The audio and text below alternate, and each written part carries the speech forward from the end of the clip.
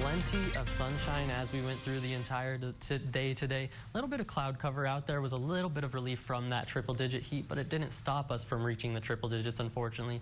So definitely, hopefully you had that water if you were heading out there today to Lake Nasworthy or any other outdoor events. Looking at those current temperatures, still holding on to a lot of that heat. 102 coming in here in town, 101 for Robert Lee. Hotspot's going to be Sterling City up there at 107 degrees, a little bit cooler as you work your way to some of our southern counties. Sonora coming in at 96, the same for Junction. Menard and Eden both coming in at that 97-degree mark, but still feeling like closer to that triple-digit mark with those dew points in the 60s for most of us. Down in Junction, 67-degree dew point.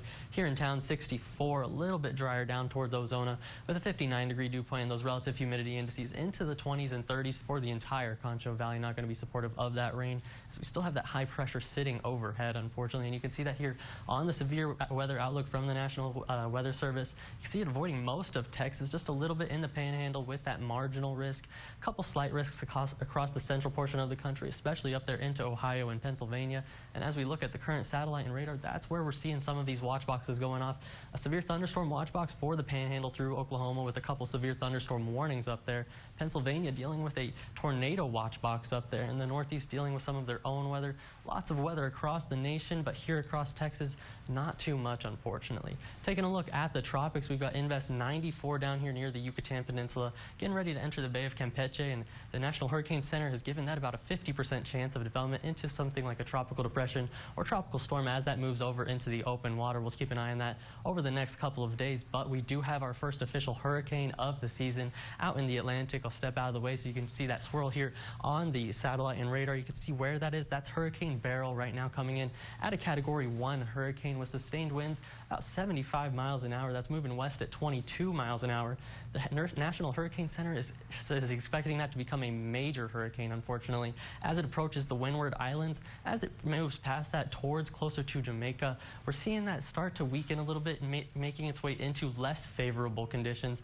And as it nears the Yucatan Peninsula, they're expecting maybe a Category 1, but that is by Thursday at noon. So that's something we're going to be watching over this entire next week as it gets ready to move into the Gulf. First, we've got to watch that Invest 94L to see if anything happens with it. Back to our current satellite and radar across the state, you can see for most of the state sitting pretty quiet, just a little bit of shower activity going on in East Texas. Up towards the Panhandle, that's where they're seeing that severe thunderstorm watch box and a couple severe thunderstorm warnings going off. Also near El Paso out there, but unfortunately for the Concho Valley, sitting pretty quiet.